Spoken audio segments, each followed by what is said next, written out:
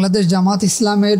Logo পরিবর্তনের বিষয়কে কেন্দ্র করে আলোচনা সমালোচনা হচ্ছে ব্যাপক। যারা সমালোচনা করছেন আমি তাদেরকেও ভালো বলছি, যারা আলোচনা করছেন তারাও আমাদের কাছে সম্মানের। দেখুন, জামাত ইসলামের লোগো পরিবর্তনের সবথেকে বড় যেই কারণ তারা উপস্থাপন করেছে যে আগের লোগোতে আল্লাহ শব্দটা ছিল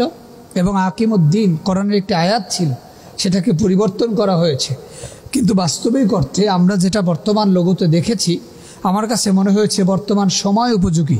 এই বাংলাদেশের প্রেক্ষাপটে একটা চমৎকার লোগো উপস্থাপন করেছে বাংলাদেশ জামাত ইসলামী, যা অনেকগুলো বিষয়কে নির্দেশিকা দেয়। এক নম্বরে লোগোর মধ্যে তাকালে সবথেকে চমৎকার যে বিষয়টি দেখা যায় সেটি হলো সাদা একটি ক্যালিগ্রাফিতে একটি কলম দেখা যাচ্ছে, কিন্তু বাস্তবে এই কলমের মধ্যে একটা ক্যালিগ্রাফি সিস্টেমে আল্লাহ সুবহানাহু ওয়া তাআলার নামকে উপস্থাপন করা হয়েছে এবং সেই নামের তাৎপর্য এভাবে উপস্থাপন করা হয়েছে যে এক কলমের মধ্যে, মানে এক আল্লাহ তাআলা যে কুল হু আল্লাহু আহাদ, আল্লাহ যে এক, সেই একত্ববাদ তাওহীদের ঘোষণা এই এক কলমের মাধ্যমে দেওয়া হয়েছে এবং তার মধ্যেই ক্যালিগ্রাফি করে আল্লাহ শব্দটা লেখা হয়েছে আল্লাহর একত্ববাদ ঘোষণা করবার জন্য। এরপরে এই কলমটা এমনভাবে রাখা হয়েছে যার নিচেই অংশ বিশেষ একটি পবিত্র কোরআনের ছবি আর্ট করা হয়েছে।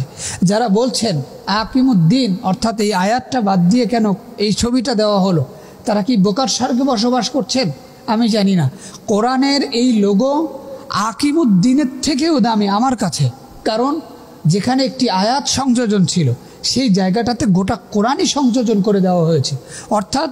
এটা দ্বারা বোঝানো হচ্ছে যে আগামীর বাংলাদেশে যদি বাংলাদেশ জামাত ইসলামী নেতৃত্ব পায় তাহলে তারা কোরআনের আলোকে বাংলাদেশকে পরিচালনা করবে। শুধু তাই নয়, এই লোগোর পাশাপাশি আরেকটা ন্যায়ের প্রতীক, অর্থাৎ যেটাকে আমরা দাঁড়িপাল্লা বলি, ইনসাফের প্রতীক, সেই ইনসাফের প্রতীক আগে থেকেই তাদের প্রতীক ছিল, সেটাকেও সুন্দরভাবে ফুটিয়ে তোলা হয়েছে। এর থেকে বড় যে বিষয়টা চমৎকারভাবে উপস্থাপিত হয়েছে সেটি হলো বাংলাদেশের অন্যান্য রাজনৈতিক দলগুলো যখন সুযোগ পেয়েছে বাংলাদেশ জামাত ইসলামীকে মুক্তিযুদ্ধ চেতনার এবং রাজাকার বলে আখ্যায়িত করে যে অসহযোগিতা করেছিল, বাংলাদেশকে উপরে উঠিয়ে নেওয়ার জন্য বাংলাদেশ জামাত ইসলামী যে অবদান রাখতে চেয়েছিল,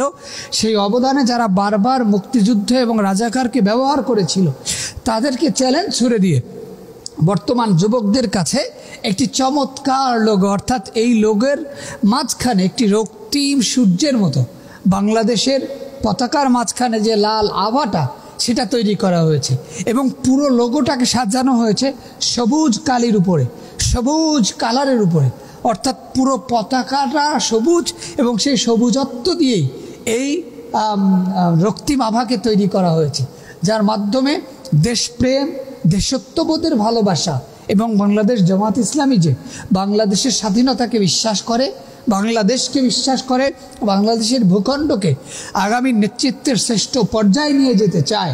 সেটার প্রমাণ করবার জন্য এই লোগোটাকে নতুন করে উপস্থাপন করেছে। তো এত সুন্দর কার্যক্রম যারা করেছেন, দেখুন আমি তাদের ব্যাপারে নিঃসন্দেহে বলতে পারি